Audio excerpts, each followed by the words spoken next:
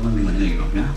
လက်ဆိုတော့ကျွန်တော်ရဲ့ DJ ပနအောင်နောက်ဆုံးနဲ့တော်တော်များများဒီလိုမေးခွန်းမျိုးတွေအမေးများကြတယ် DJ တယောက်ဖြစ်ရှင်နေဆိုရင်ဘာလို့တက်ဖို့လုပ်လဲဘယ်ရောက်ဖြစ်ရှင်နေရမလဲဟုတ်ကဲ့ DJ တယောက်ဖြစ်ရှင်နေဆိုရင် DJ ဆက်ကိုအသုံးပြုပြီးသချင်းတစ်ခုကိုကျွန်တော်ခုပြောင်းလို့လုပ်မှာလုံးဝမသိလိုက်အောင်ချိတ်ဆက်မိပြီးဒီဒေသနဲ့စတိုက်ဖွင့်နိုင်ဖို့လုပ်လိုက်တနည်းအားဖြင့်ပြောရမယ်ဆိုရင် beat matching ကို mixing ကိုအရင်ဆုံးသင်ရမှာပဲဖြစ်ပါတယ်ကဲဒါဆိုမေးစရာမျိုးကိုရှိနေပြီ beat matching ဆိုတာဘယ်လိုလုပ်အောင်လဲဆိုရင်ဒီစနစ်ပိုင်းကိုကျွန်တော်ဒီ tutorial video လေးအတွက် song 1 song 2 song 2ဆိုပြီးတော့ရွေးချယ်ထားတဲ့အချိန်သုံးမျိုးပြန်ပြန် beat matching လုပ်ပြပြီးတော့အားလုံးနားလည်ရတယ်နော်တင်ဆက်ပေးထားပါတယ်ခင်ဗျကျွန်တော်အပြောရလိုက်ပြီးတော့ဒီ session ပေါ်လိုက်အောင်ဒီကုတ်ဒီတင်နေကျူလိုက်ပါခင်ဗျ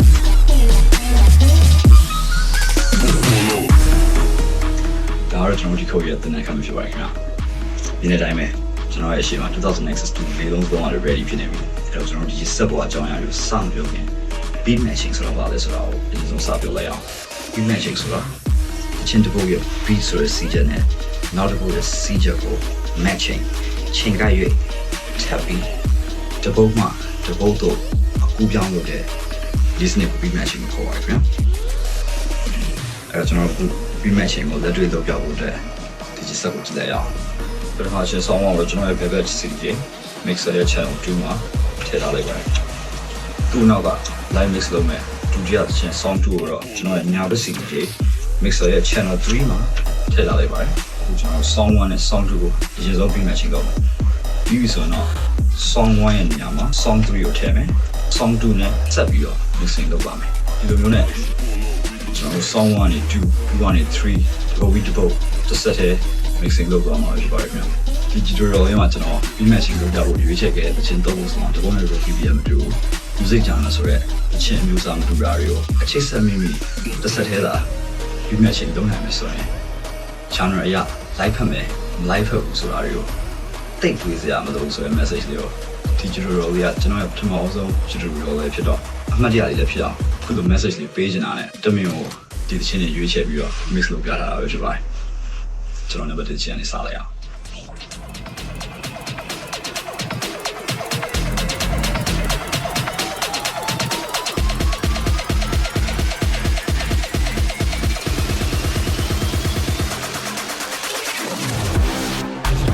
You hear the bass from the truck when I'm on the block.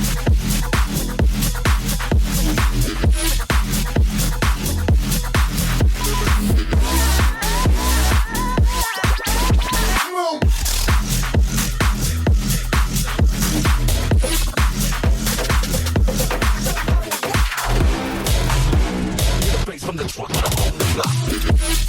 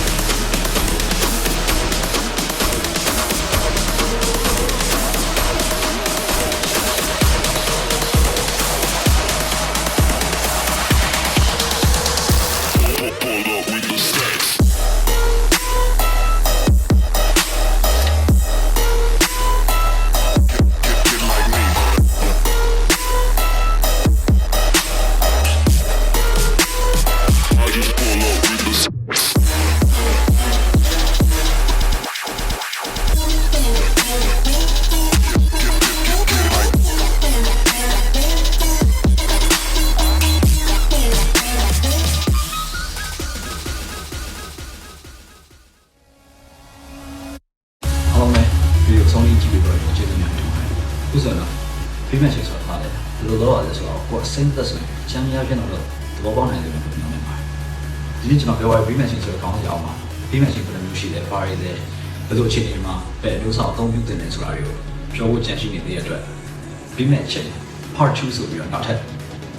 tutorial video လေးတက်ဆက်ပေးဦးမှာဖြစ်လို့ကျွန်တော်ဒီ code page ကို first လေးလုပ်ထားပေးလို့ကျွန်တော်နော်နောက်ပြီးတော့ဒီ video လေးကကိုယ့်အတွက်မသားဘွယ်တစ်ခုကိုပေးနိုင်ခဲ့တဲ့ဆိုရင်ကိုယ့်လိုပဲတခြားသိချင်တဲ့လူတယောက်မြင်နိုင်အောင် share လေးလုပ်ပေးတယ်ကျွန်တော်လည်းမျိုး account လေးကိုခေါ်ပါတယ်ပြီးမှချင်း part 2မှာပြန်ဆုံးမယ်အားလုံးပဲမင်္ဂလာရှိတော်မူပါ